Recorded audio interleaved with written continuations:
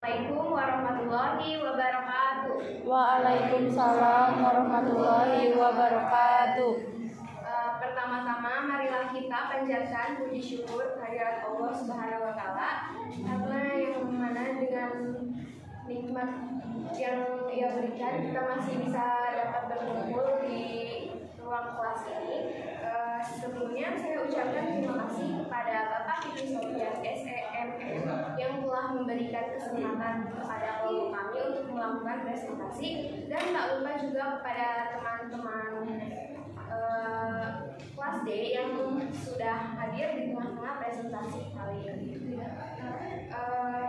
Kami dari kelompok 4 akan mempresentasikan materi tentang keanggotaan koperasi. Izinkan saya untuk memperkenalkan diri terlebih dahulu. Saya Aura Putri Kirana, di sini sebagai moderator. Kemudian ada rekan saya Lila Tia.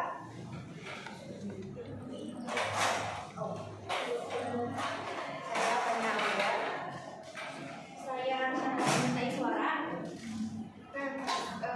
Selama beberapa menit ke depan, saya akan mengajak rekan-rekan sekalian untuk menyelami atau memahami sedikit materi tentang keanggotaan koperasi.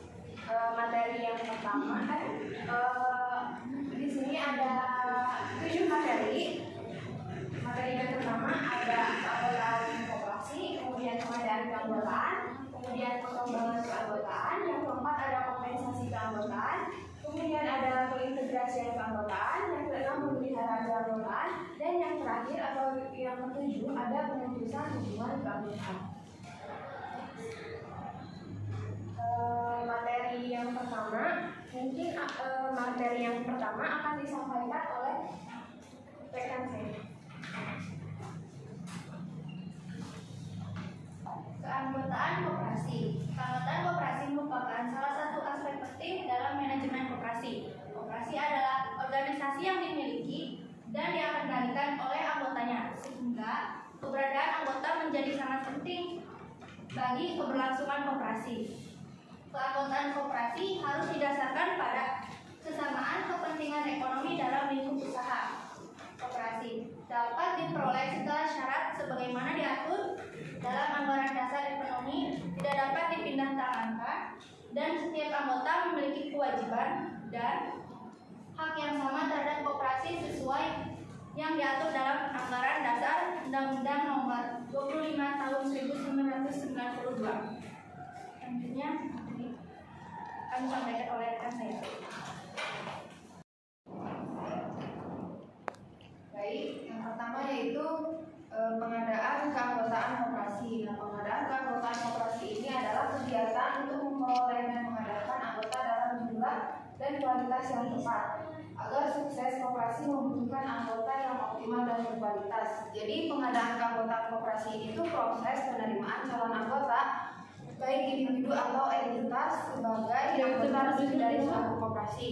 Tujuan dari pengadaan keanggotaan koperasi ini itu untuk memperluas basis anggota serta untuk memperkuat modal dan dukungan bagi koperasi tersebut. Nah, ada beberapa langkah umum dalam pengadaan keanggotaan koperasi. Yang pertama yaitu syarat-syarat kepesertaan. Nah, koperasi biasanya memiliki syarat-syarat tertentu yang harus dipenuhi oleh calon anggota. Syarat tersebut biasanya mencakup kriteria usia, domisili, dan lainnya. Terus yang kedua yaitu pengisian formulir pendaftaran. Nah, si calon anggota itu diminta untuk mengisi formulir pendaftaran dengan informasi pribadi seperti nama lengkap, terus tempat tanggal lahir, alamat, email, dan lainnya. Terus yang ketiga yaitu menyampaikan dokumen yang diperlukan. Beberapa koperasi meminta anggota untuk menyampaikan dokumen yang diperlukan seperti KTP dan dokumen identifikasi lainnya. Yang keempat yaitu persetujuan dari anggota atau badan pengurus. Nah, beberapa koperasi mungkin memerlukan persetujuan pada anggota lain sebelum menerima calon anggota baru. Misalnya jika seseorang ingin bergabung dengan suatu perusahaan koperasi, nah si badan pengurus itu akan melakukan wawancara terlebih dahulu untuk menilai motivasinya apa sih bergabung dengan koperasi ini. Setelah melakukan wawancara, si badan pengurus itu akan mengadakan rapat anggota untuk persetujuan si calon anggota baru. Nah, setelah rapat anggota menyetujui, maka si calon anggota ini dapat bergabung dengan koperasi. Terus yang kelima yaitu pembayaran simpanan pokok. Anggota baru biasanya diminta untuk membayar simpanan pokok sebagai syarat untuk bergabung dengan koperasi. Simpanan pokok ini merupakan modal awal yang diberikan oleh anggota kepada koperasi untuk membantu mendukung operasional koperasi dan untuk membantu membiayai kegiatan usaha koperasi. Misalnya, PPT itu ingin bergabung dengan koperasi pertanian. Nah, PPT itu diminta untuk membayar simpanan pokok sebesar Rp500.000. Setelah membayar jumlah tersebut, maka PPT menjadi bagian dari anggota koperasi dan mendapatkan manfaat yang disediakan oleh koperasi seperti akses ke pertanian, seperti akses ke sumber daya pertanian, pelatihan, dan pelayanan lain yang disediakan oleh koperasi. Nah, simpanan pokok itu bisa dikembalikan ketika si anggota ini keluar dari koperasi itu. Terus yang terakhir yaitu penerimaan dan pemberian informasi. Nah, setelah proses pendaftaran selesai, si calon anggota itu akan diberikan informasi tentang koperasi, hak dan kewajiban koperasi, dan lainnya. Misalnya saat seseorang baru saja mendaftar sebagai anggota koperasi simpan pinjam, mereka itu akan diberikan materi atau informasi yang menjelaskan bagaimana sih mengajukan pinjaman, terus suku bunga yang berlaku, jangka waktu pinjaman, dan prosedur pengembalian pinjaman. Mereka juga diundang untuk menghadiri sesi orientasi yang dimana mereka dapat bertanya tentang layanan lain yang tersedia dan mendapatkan pemahaman yang lebih baik dan jelas tentang koperasi simpan pinjam. Selanjutnya akan diteruskan rekan saya. Materi selanjutnya adalah pengembangan keanggotaan. Nah, di sini pengembangan keanggotaan adalah upaya yang dilakukan oleh koperasi untuk meningkatkan jumlah anggota serta memperluas jangkauan dan kontribusi anggota dalam kegiatan koperasi. Nah, hal ini meliputi strategi-strategi seperti pemasaran untuk menarik anggota baru, kemudian peningkatan pelayanan, dan membangun hubungan yang kuat antara koperasi dan anggotanya untuk memastikan keterlibatan dan kepuasan anggota yang tinggi. Nah, jadi pengembangan keanggotaan itu bertujuan untuk meningkatkan jumlah anggota dan loyalitas koperasi itu sendiri, loyalitas anggota koperasi. Nah, hal itu penting karena anggota adalah pemilik sekaligus pengguna jasa koperasi. Nah, di sini ada 5 strategi untuk pengembangan keanggotaan koperasi, yaitu ada promosi dan sosialisasi, peningkatan pelayanan, peningkatan partisipasi anggota, peningkatan manfaat ekonomi, dan yang kelima ada pengembangan jaringan. Nah, promosi yang pertama ada promosi dan sosialisasi. Promosi dan sosialisasi adalah upaya koperasi untuk memperkenalkan, menyebarluaskan informasi yang menarik kepada masyarakat agar masyarakat bergabung menjadi anggota koperasi. Itu bisa dilakukan dengan cara kampanye dan promosi melalui berbagai media seperti iklan, brosur, media sosial, dan bisa juga secara langsung memberitahukan atau menjelaskan manfaat dan keuntungan apabila kita menjadi anggota koperasi, seperti itu. Kemudian yang kedua ada peningkatan pelayanan.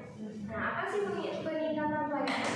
Peningkatan pelayanan adalah upaya koperasi untuk meningkatkan kualitas, efektivitas, dan efisiensi layanan yang diberikan kepada anggota sehingga dapat memenuhi kebutuhan dan kepuasan anggota secara optimal. Nah, dari peningkatan pelayanan ini akan memunculkan atau menimbulkan sebuah loyalitas anggota yang tinggi. Gitu. Kemudian yang ketiga ada peningkatan partisipasi anggota.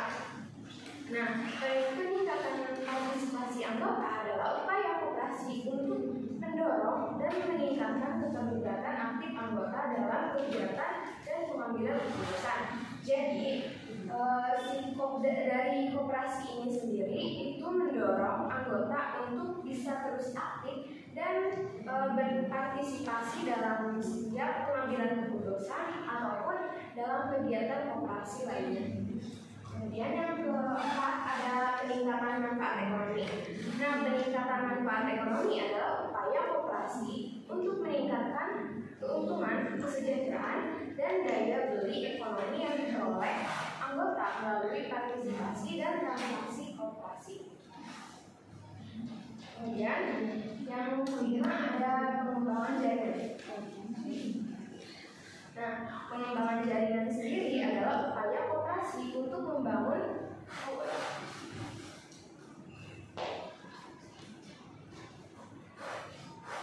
yang kelima ada pengembangan jaringan. Nah, pengembangan jaringan sendiri adalah upaya koperasi untuk membangun, memperluas, dan memperkuat hubungan kerjasama dengan berbagai pihak, mau dari internal ataupun dari eksternal sendiri. Itu kayak menjalin kerjasama dengan pemerintah ataupun bisa juga dengan menjalin kerjasama dengan koperasi lainnya, sesama koperasi gitu. Oke, materi selanjutnya akan disampaikan oleh rekan saya. Kemudian ada organisasi keanggotaan yang merupakan timbalan atau manfaat yang diterima oleh anggota atas partisipasi dan kontribusinya kepada koperasi. Nah, kompensasi keanggotaan ini menjadi salah satu aspek penting dalam manajemen koperasi karena dapat mempengaruhi motivasi dan kepuasan anggota. Nah, ada beberapa bentuk kompensasi anggota dalam koperasi antara lain. Yang pertama ada pembagian sisa hasil usaha atau SHU, yang dimana SHU ini merupakan selisih antara pendapatan dan biaya-biaya yang dikeluarkan oleh koperasi dalam satu tahun dulu. SHU ini dibagikan kepada anggota sesuai dengan partisipasinya dalam kegiatan koperasi. Yang kedua ada pemberian insentif. Koperasi dapat memberikan insentif atau bonus kepada anggota yang aktif berpartisipasi dalam kegiatan koperasi. Pemberian insentif ini dapat berupa uang tunai, barang atau bentuk lainnya. Kemudian ada pemberian fasilitas atau pelayanan khusus. Nah, koperasi dapat memberikan fasilitas atau pelayanan khusus kepada para anggotanya, seperti memberikan peminjaman dengan bunga yang rendah dan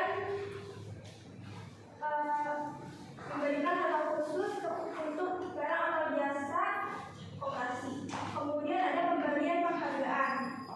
Koperasi dapat memberikan penghargaan kepada anggota yang berprestasi dan berkontribusi besar kepada koperasi. Pemberian penghargaan ini dapat berupa sertifikat, piagam atau bentuk lainnya. Nah, kompensasi keanggotaan ini, dengan adanya kompensasi keanggotaan ini diharapkan mampu meningkatkan loyalitas dan motivasi anggota terhadap koperasi. Selanjutnya akan dijelaskan oleh teman saya. Selanjutnya pengintegrasian keanggotaan koperasi. Nah, pengintegrasian ini adalah kegiatan yang mempadukan keinginan anggota dan kepentingan koperasi agar tercipta kerjasama yang memberi kepuasan. Jadi pengintegrasian ini tuh hal yang sangat penting dan merupakan salah satu kunci untuk mencapai hasil yang lebih baik bagi koperasi maupun terhadap anggota, sehingga dapat memberikan kepuasan kepada semua pihak. Anggota dapat memperoleh kebutuhannya dan koperasi dapat memperoleh laba. Pengintegrasian ini tuh menciptakan kerjasama yang lebih baik dan saling menguntungkan. Misalnya kayak dalam koperasi pertanian ini tuh anggota mungkin memiliki keinginan untuk meningkatkan hasil panen individu mereka sendiri. Sementara itu koperasi berusaha untuk meningkatkan penjualan produk secara keseluruhan. Nah, dengan menyatukan keinginan tersebut, maka koperasi dapat menyediakan peralatan, pelatihan, dan sumber daya pertanian kepada anggota sehingga dapat meningkatkan hasil panen individu yang pada gilirannya akan meningkatkan hasil penjualan kepada koperasi tersebut.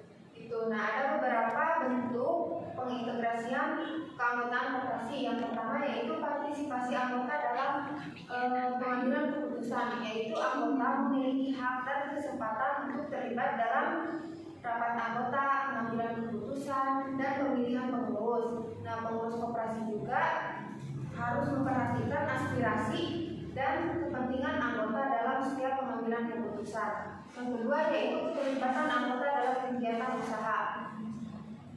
Anggota ini dapat berpartisipasi dalam kegiatan usaha koperasi, baik sebagai penyedia bahan baku, konsumen, dan penyedia jasa. Terus yang ketiga yaitu komunikasi dan transparansi.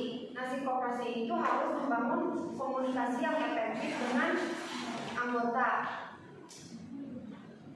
Juga harus memberikan informasi terkait kinerja, rencana,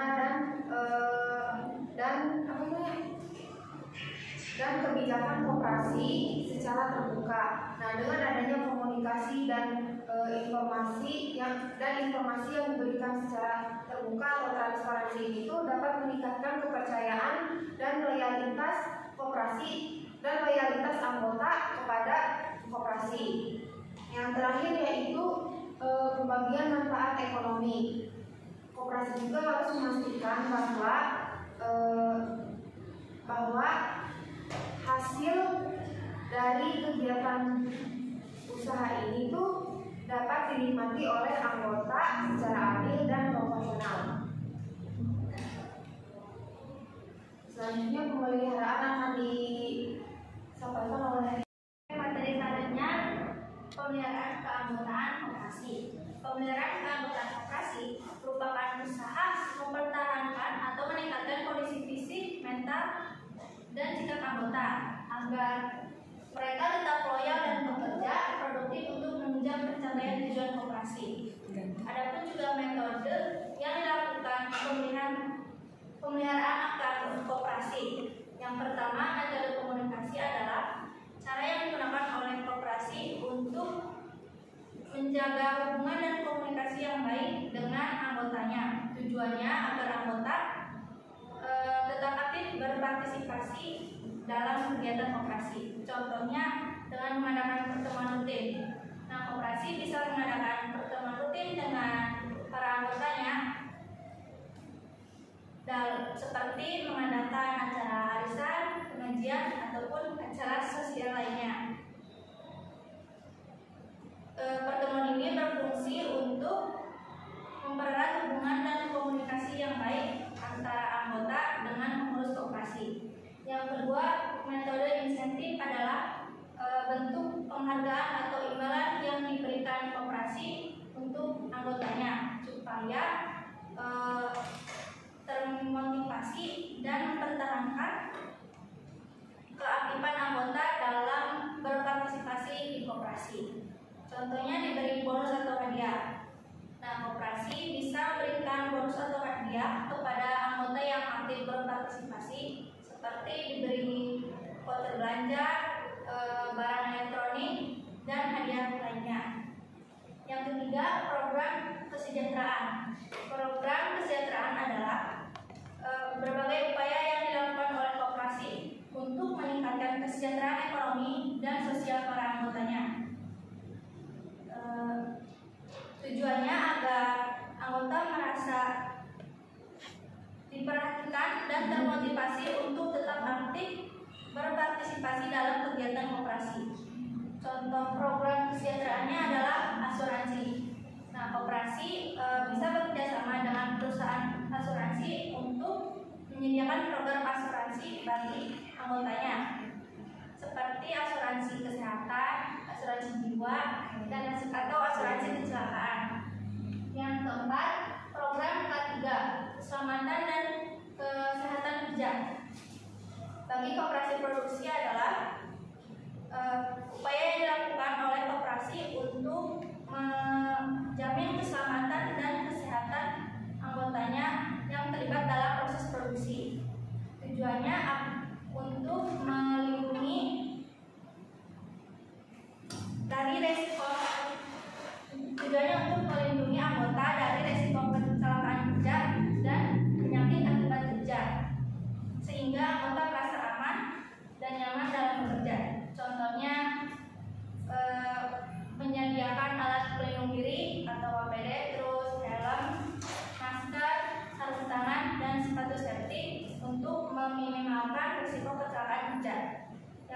kedua contohnya persediaan fasilitas kesehatan, yaitu contohnya seperti menyediakan klinik atau tempat ibadah untuk memenuhi kebutuhan keselamatan selama anggota bekerja. Selanjutnya materi yang akan dijelaskan oleh rekan saya. Kemudian yang terakhir ada pemutusan hubungan keanggotaan yang merupakan proses penghentian status keanggotaan seseorang dalam koperasi. Ada beberapa alasan yang dapat menyebabkan pemutusan keanggotaan koperasi, antara lain yang pertama, pemberhentian karena undang-undang perusahaan koperasi. Hal ini dapat disebabkan karena anggota melakukan tindakan yang bertentangan dengan undang-undang. Misalnya, anggota melakukan perbuatan yang melanggar hukum, contohnya seperti mencuri atau korupsi. Yang kedua, ada pemberhentian karena anggota mengajukan permohonan pengunduran diri dari keanggotaan. Hal ini dapat disebabkan karena anggota itu sendiri pindah domisili, terus adanya perubahan usaha atau alasan lainnya. Kemudian karena pelanggaran anggaran dasar atau anggaran rumah tangga. Koperasi dapat mengeluarkan anggota dari anggota koperasi jika anggota tersebut terbukti melakukan pelanggaran terhadap anggaran dasar atau anggaran rumah tangga. Misalnya, tidak membayar simpanan wajib secara terus-menerus dan melakukan tindakan yang merugikan koperasi. Kemudian, karena tidak aktif berpartisipasi. Koperasi dapat mengeluarkan anggota dari anggota koperasi jika anggota tersebut tidak aktif dalam berpartisipasi dalam kegiatan koperasi dalam jangka waktu yang lama. Hal ini untuk menjaga partisipasi dan keaktifan anggota terhadap koperasi. Nah, pemutusan hubungan keanggotaan ini harus sesuai dengan aturan yang terdapat dalam anggaran dasar dan anggaran rumah tangga koperasi. Sekian presentasi dari kelompok kami. Apabila ada yang ingin ditanyakan, silakan angkat tangan. Yuk, silakan. Perkenalkan, nama saya Lina Skemati, saya dari kelompok 7. Izin bertanya, bagaimana cara menyeimbangkan tingkat keikutsertaan anggota dalam membangun koperasi dan kualitas dari SDM anggota koperasi? Terima kasih. Oke, makasih. Saya akan menjawab pertanyaan dari Tarina. Soalnya bagaimana cara menyeimbangkan tingkat keikutsertaan anggota dalam membangun koperasi dan kualitas dari SDM anggota koperasi? Jawabannya dengan pendidikan dan pelatihan anggota, terus pengembangan kepemimpinan anggota, sistem insentif dan penghargaan, terus komunikasi dan keterbukaan informasi. Yang kelima, kaderisasi dan regenerasi kepemimpinan. Ibu, silakan. Oke, perkenalkan nama saya Renal Mutiara dari kelompok 7. Izin bertanya, tadi kan membahas pengadaan keanggotaan ya. Nah, untuk pembahasan mengenai prosesnya itu sudah dijelaskan untuk keanggotaannya yang bisa masuk dalam koperasi. Nah, bagaimana seseorang bisa dinyatakan sebagai anggota koperasi di Indonesia jika memenuhi ketentuan apa saja yang harus diadakan oleh seseorang yang mau mengikuti koperasi? Oke, terima kasih. Menjawab pertanyaan dari Nina Putera. Sebenarnya tuh pertanyaan itu udah terjawab ya di syarat-syarat pesertaan ini. Jadi si calon anggota ini tuh pasti bakal berusaha untuk memenuhi persyaratan yang diberikan oleh si perusahaan koperasi ini. Nah pasti, setelah itu si anggota tuh akan memenuhi persyaratan tersebut. Nah setelah memenuhi persyaratan tersebut, si calon anggota ini dapat setelah memenuhi kriteria tersebut, maka si anggota ini tuh dapat diterima di suatu perusahaan koperasi itu. Itu kurang lebihnya. Perkenalkan, nama saya Dini Anggraini dari kelompok 7. Pertanyaan dari saya yaitu, apakah ada perbedaan dalam kompensasi antara anggota koperasi yang aktif dan tidak aktif? Terima kasih. Ya, oke, terima kasih. Menjawab pertanyaan ini, pertanyaannya adalah bagaimana koperasi melakukan penyelenggaraan dan pengembangan keanggotaan agar relevan dengan kebutuhan anggota. Nah, sebenarnya itu tuh termasuk juga ke yang saya jelaskan sebelumnya, yaitu yang pengembangan keanggotaan. Nah, jadi caranya ada 5, yaitu mengadakan program pendidikan dan pelatihan, bisa dengan melakukan diklat gitu. Jadi si koperasi itu menyelenggarakan program pendidikan dan pelatihan untuk meningkatkan keterampilan dan pengetahuan anggota dalam mengelola usaha mereka. Kemudian yang kedua, memberikan layanan yang relevan. Jadi koperasi harus memastikan bahwa layanan yang mereka sediakan tetap relevan dengan kebutuhan dan keinginan anggota. Yang ketiga ada melibatkan anggota dalam pengambilan keputusan. Jadi koperasi dapat melibatkan anggotanya dalam proses pengambilan keputusan melalui rapat anggota atau forum. Jadi bisa dikatakan dari koperasinya sendiri itu selalu melibatkan anggota dalam setiap pengambilan keputusan atau acara koperasi lainnya gitu. Kemudian yang terakhir ada memperluas jaringan dan kemitraan. Nah, membangun kemitraan dengan lembaga lain atau koperasi serupa untuk saling mendukung dan memperluas jaringan anggota. Nah, ini tuh bisa juga dengan secara internal atau eksternal menjalin kerjasama itu. Kayak bisa juga dengan melakukan kerjasama dengan pemerintah ataupun ya sesama koperasi. Terima kasih. Perkenalkan, nama saya Aulia dari kelompok 7 ingin bertanya, bagaimana koperasi melakukan pemeliharaan dan pengembangan keanggotaan agar tetap relevan dengan kebutuhan anggota? Terima kasih. Terima kasih. Baik, saya akan menjawab pertanyaan dari Muti, yaitu apakah ada perbedaan kompensasi antara anggota koperasi yang aktif dan tidak aktif? Tentu saja ada, karena di pembagian sisa usaha juga kan sesuai dengan partisipasi anggota dalam kegiatan koperasi. Dan jika anggota aktif berpartisipasi dalam kegiatan koperasi, maka kompensasinya juga akan lebih tinggi dari anggota yang tidak aktif. Sedangkan anggota yang tidak aktif mendapatkan kompensasi yang lebih rendah dari anggota yang lebih aktif. Seperti itu. Apakah jawabannya sudah cukup? Oke, terima kasih. Terima kasih. Sekian presentasi dari kelompok kami, kurang lebihnya mohon maaf. Assalamualaikum.